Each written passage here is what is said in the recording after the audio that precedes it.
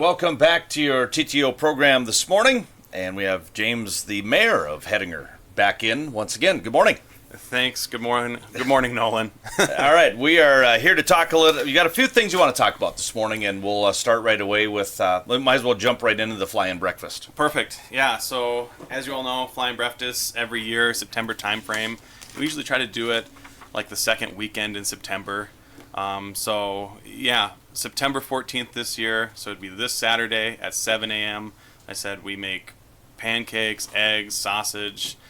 We usually have a really good turnout. Every year, as you know, we try to get different people in for static displays. Oh, okay. So, like I said, we try to call up the Fargo Air Museum, Minot Air Museum, Air Medical, etc., to get different airplanes here on display. This year, we have a beach stagger wing out of Minot. A guy named Warren Peach is going to take one out of the Minot Air Museum to come in. Oh, sweet. And put it on display for us. Okay. And then we have Toby McPherson out of Page, North Dakota. He's got a P-51 Mustang out of the Fargo Air Museum. He's going to try to bring it down here for us to look at. So, as you know, like I said, we always line up displays and things to go, and sometimes the weather works out, sometimes it doesn't. I was just going to say, how many years has it been foggier than foggy? I mean, I remember the one year was really foggy. I don't even think you could have it, could you? Think it was so foggy, or was it? Yeah, it was so foggy that nobody can land at the airport. Yeah. There's no visibility. So, like I said, not a lot of people fly IFR instrument into airports unless it's air medical for a specific reason. Right. But yeah, like I said, we always hope for great weather and see what happens.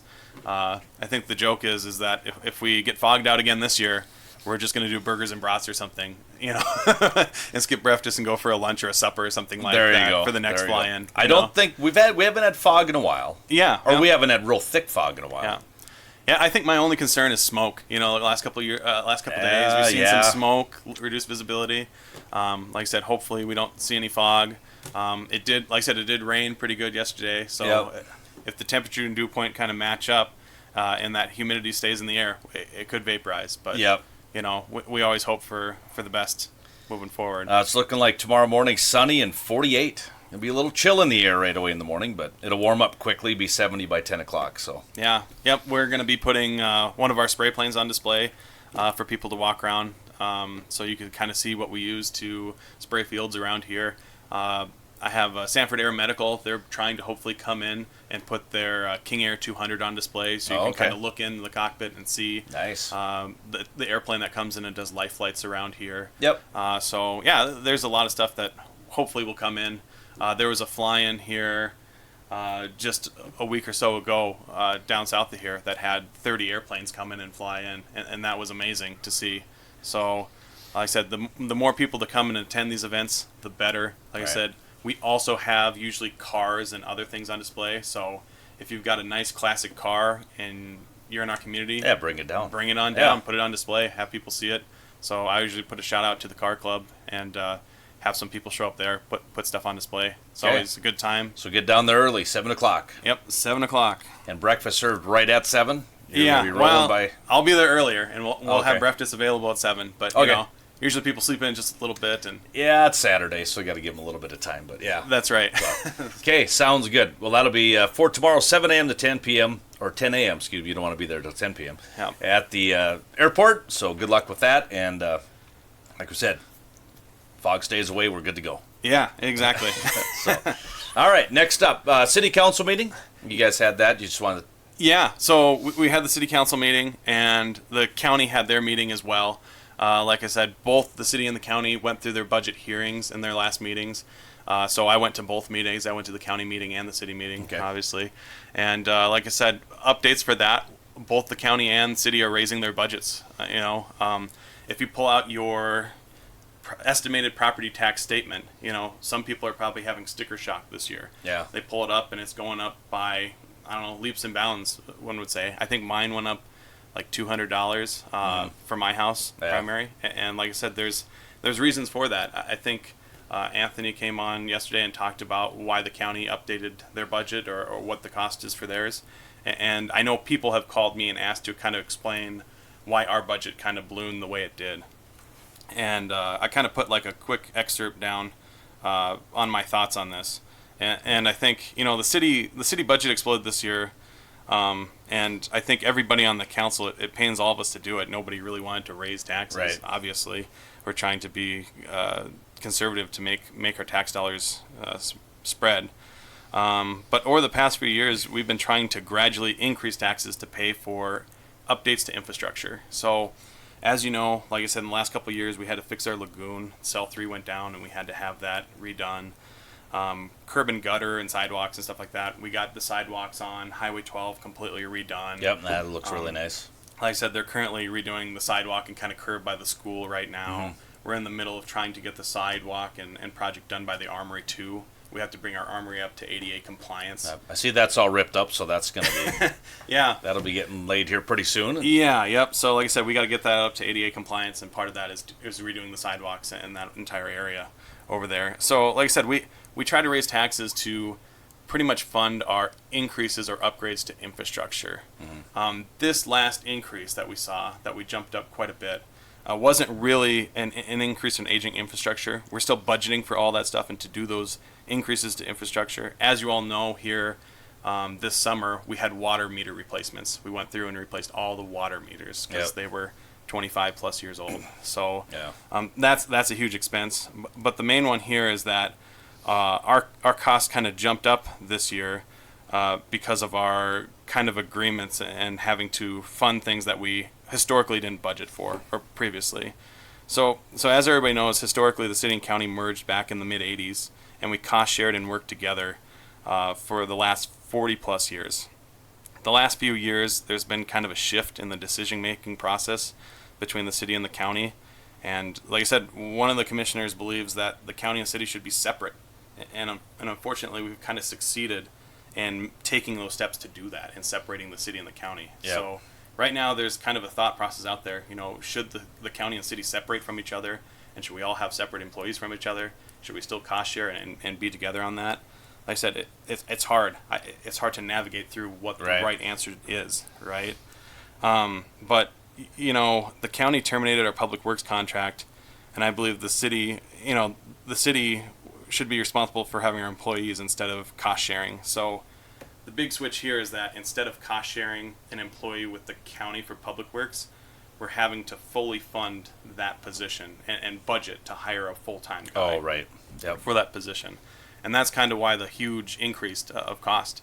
I mean, the county's seen cost increase, the city's seen cost increase. It's obviously not cheap to hire employees or have your own people, because people take it for granted. Well, yes, it's the base salary or it's the wage, but it's also retirement. It's also health insurance for the family. It's HSA and all contributions. That goes up. So there's a lot of things in going into that number. And historically, like I said, we would work with the county to cost share that and pay a labor rate to offset those costs for reimbursements. So because of the changes in our joint contracts, like I said, we're having to fully fund that one full-time employee with benefits. And I don't know if we have enough work to employ a full-time person. I don't think we can get anybody who has all the certifications and required training needed to only work part-time, because like I said, you have to have a sewer and water certification. People kind of complained to me that, this summer some of our weeds kind of got away and it looked bad around town, and that nobody from the city came and sprayed it, So it's like, well, you need to kind of have an applicator license for that. So there's a lot of certifications and things you need to do this job. So, whoever we decide to come and fill this position for the city is going to be wearing a lot of different hats, and we're going to be trying to keep them busy around town to keep that cost, for the city or worth the investment into that, Yep. So that's kind of what I'm saying there. Unfortunately, the outcome of splitting up the city and the county is what we're seeing, is this cost. Like I said, directly tied to our property taxes. I'd hate to say if we decide to split up any more, because we share not just the public works contract, but we share a contract for the auditor's office, the tax director. We have a lot of shared employees together that we cost share. If tomorrow it's decided that the city has to hire their own auditor and hire their own tax director and be responsible for all those other employees. Yeah, that would be... I don't know what to do. Exactly. We're in trouble, Yep. And like I said, I don't even know if assessing the max mill levy on everybody's property taxes in town would even cover the cost of what it takes to hire all those employees. Right. Like I said, I don't think we have enough work to keep all these employees busy, and that's why I think it's best for everybody to cost share and work through these agreements. Yep. Moving forward. So, yeah, I don't know. I know a lot of like I said, some of the commissioners promised this, that, they won't hang us out to dry, and I fully believe that. Yep. But as of October 1st, our public works contract ends. So from October 1st to the end of the year, like I said, it might be touch and go there for a while. We might have a hard couple months ahead of us, but both sides are going to be trying to come to the table and work through that agreement, right? To get us. And you'll be doing that page. Next meeting, or do you have to wait till that agreement's up and then discuss it, or? Yeah, so that's a good question. Right now, at our last city council meeting, we talked about putting an ad and start actively searching for an employee here for that public works position.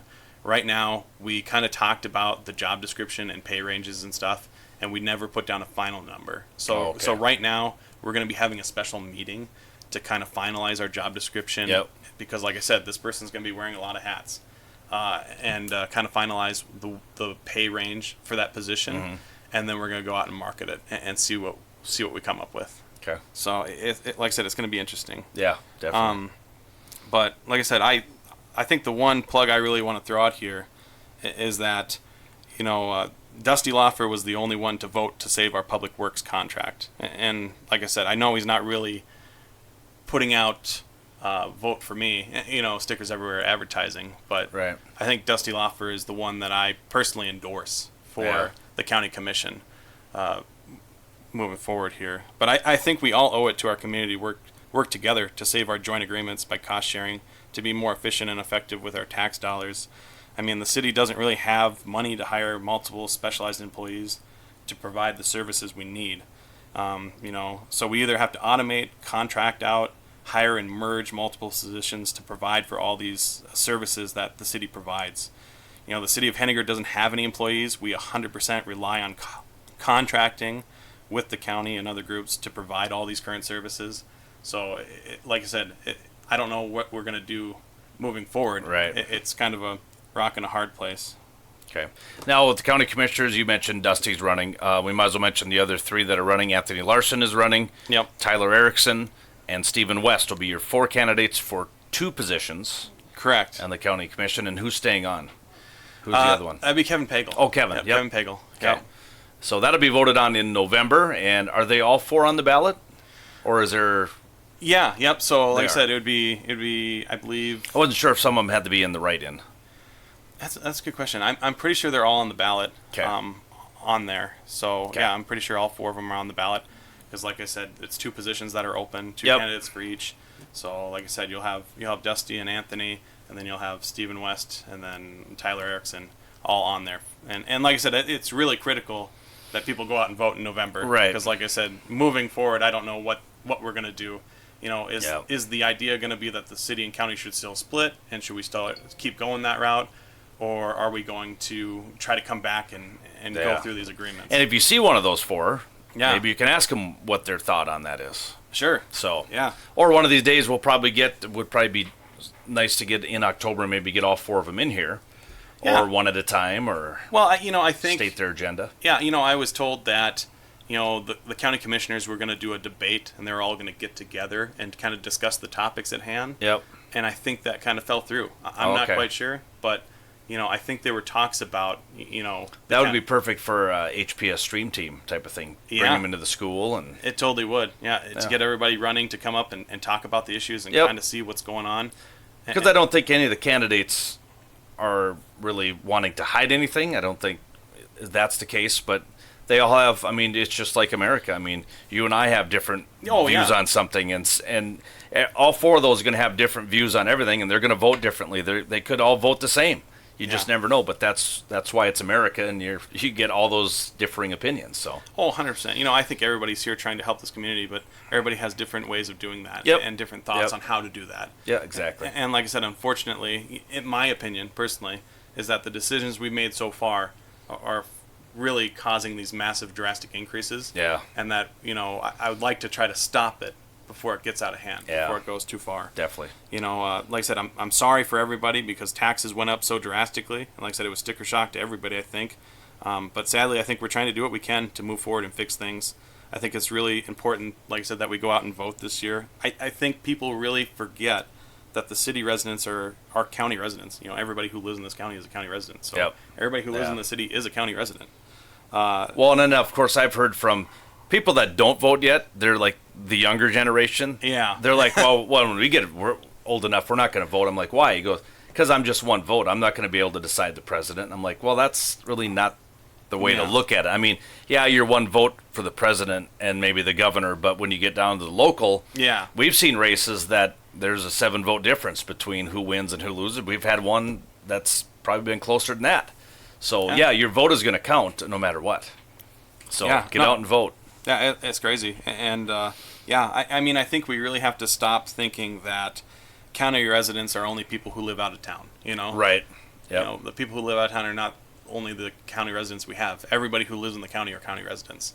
So, like I said, all the budgets and meetings are important because it affects everybody together. And I did get a text from somebody, a question on, and maybe you're not, but what was the discussion or reason to dissolve the contract? Well, I think there's a sentiment that the county is subsidizing the city, that the city's not paying their fair share and that we should start waking up and paying what it actually costs to run a town, And I think way back in the day what happened was our population started to decline, not rapidly, but steadily decline. Yep. And we've been stagnating. I think we had a 3% decrease in population over the years.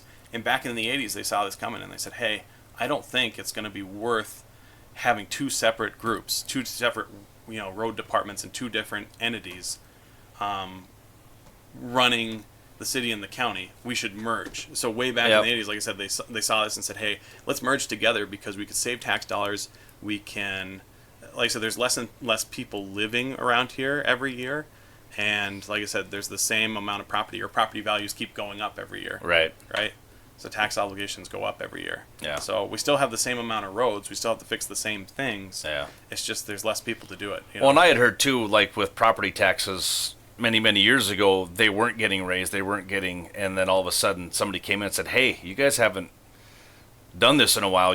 So I think it was a gradual for a while, but now with just cost of living, all this other stuff that's going on in the world, I mean, everything's getting more and more expensive. Oh, everybody's getting hit. I can't blame people for raising their budgets or doing, increases because, like I said, the county saw, I think, a huge increase in their insurance costs. Yep. They've jumped up. Insurance has been the big one, yeah. So, I mean there's cost increase everywhere, wherever you look. But, like I said, I think people around North Dakota are starting to try to find ways to merge with each other and to reduce costs because cost sharing is the best way that you can, like I said, actively work together to save on all these costs together. Yep. If we share a car together and we both carpool, well, it's cheaper than both of us owning our own car insurance, and both paying insurance and both paying, you know what I'm saying? Yep, exactly. Stuff like that. So, yeah, that's where we'd like to keep it because we've done it all those years ago. Mm-hmm. And splitting us up now, I think it would be the wrong move. Right, exactly. Especially at this juncture of where the world is at. Well, yeah, I mean, we're 40 years into this merger, right? And then now we're going to decide to start budgeting and setting aside ways to split up and fund our own groups and departments and stuff. Yeah. So I don't even want to know what other cities or other townships look like, in our community because Reeder would be in the same boat, probably worse. So I mean, we all need to start thinking together and not thinking of county as people who live out of town, city as people who live in town, X, Y, and Z. No, we're all county residents. Yep. We're all coming together. We all pay taxes. Yep. True. And unfortunately, the only people it benefits from lowering taxes or trying to do this is people who live out of town and have property here but don't live here. Oh, right. So like if you live in California or wherever else and you own property here, you probably don't care whether the roads are maintained or not. Yeah. Right.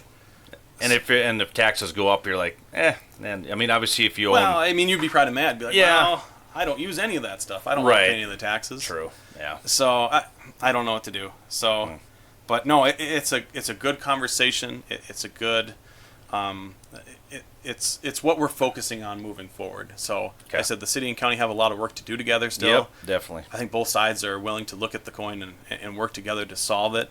But like I said, it's going to be really touch and go from October to the end of the year until we finalize and figure out what to do moving forward. Yeah.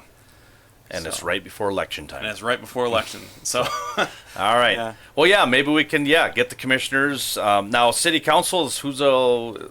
Yeah, so city council. So you have myself, you have Yep. David Perrell, you have Carl Ebert, you have Michelle Gaylord, and then you have Randy Berwick. So the Okay. 5 of us make up the city council. Yep. Any positions up this November? Ooh. Or was that voted on in June? That was voted That on was in in June. June. That was Okay. in June. Yep, It yep. doesn't go to the November. It was Okay. all decided in June. Okay, So, good. Okay. Yep. So we're You're set, set. and the county commissioners will be set after the first part of November. Yeah. Yeah. Okay. Love me or hate me. Like I said, I'm still in there for a couple Yep. more years. So There you go. Hey, you bet. I think you're doing a good job. well, thanks. Yeah. We'll see what happens here in the next couple months. Yeah, No, right. Yeah. So, we need to, definitely get the commissioners together and, maybe talk with Joel Janikowski and talk with the commissioners and send out that invite. Yeah. And just say, hey, what's it going to hurt? Sit down. Let's talk some of the major, we don't need to get into 25 different discussions, but Yeah. say here's 4 major things that are coming up. Let's talk about them. Exactly. And if you're running for county commissioner, you've already got these in your head. You already know how you feel pretty much, and yeah. you can discuss it and get people to sway your way or however you want to do it. So for voting time. Yeah. No, I agree completely. So moving on to the next topic. okay, yeah. Unless everybody got out of the We're just about out of time, but Okay, we'll go so, a few more. So the last topic here is Beauty of Henniger update. Like I said, Yes. as you all know, every year we hang up flower baskets for everybody to enjoy. Like I said, we line Highway 12. We put them up on Main Street. We get a lot of good comments about them. Yep. Like I said.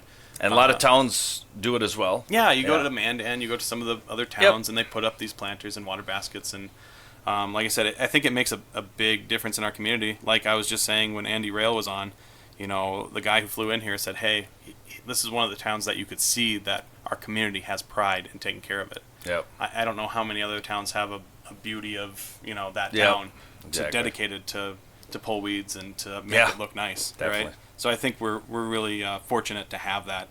Like I said, my wife has been doing the water basket project. She's been the head of the project for, I think, the last 5 years or so. Mm-hmm. Like I said, before that, you had Carrie Howard, I think, who headed that. So this year, like I said, we're stepping down, or my wife is stepping down from heading this project. Okay. And I think we've came on before promoting somebody to take on this project. Yep. So it's a lot of work. There's a lot of things to do. Like I said, between picking up the flowers and transplanting all the flowers and hanging all the flower baskets, Watering all summer. watering all summer long. Yeah. We've kind of fine-tuned the process. Previously you had to water them every day, like Yeah. clockwork, with that old water pump. This last year, or previously, or now, we have these new water baskets. You fill them up twice a week. That's it. Mm-hmm. You fill them up twice. Holds 5 gallons. It takes care of that plant, so you only have to water it once or twice a week. Okay. If it's a cold temperature, you water it once for the entire week, and Yeah. you're good.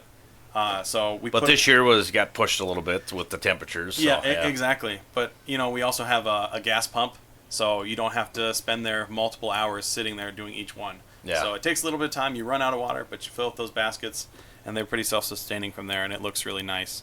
Like I said, we're still looking for somebody to head that project. So if anybody's interested, please contact the Beauty of Henniger. Reach out. I know the Beauty of Henniger needs more members and more volunteers. Yep. Like I said, it's an aging group, and like I said, our community looks amazing because of all the work that they have done, and I wish we had more volunteers to jump in Definitely. and help take pride in our community.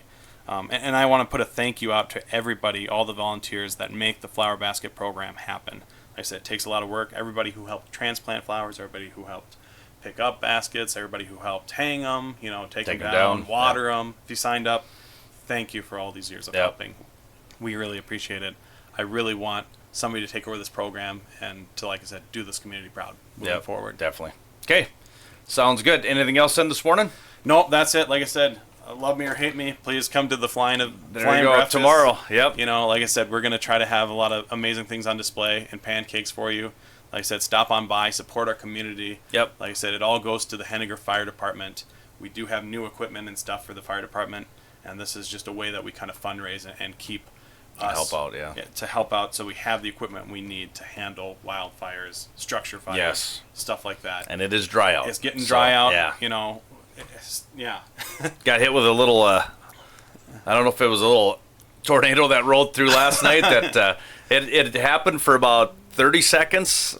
We got our trampoline got wrecked. Oh my goodness! And then when I was going to pick up my daughter, there was 2 or 3 big tree branches that were blown over because it was that straight north wind. Yeah. And so I think I almost lost my couch cushions on my patio furniture. There you go. They were gone. Yeah. So I have a trailer and a banner up on kind of Highway 12 Main Street there. Yep. On the corner. So I'm glad it's still standing. Still standing. There you Still go. standing. You had a little protection there. You got anyway, a little protection there. But okay. Well, thank you, and we'll talk to you next month. All right. Thanks, Nolan. All right. There you go. It is 9.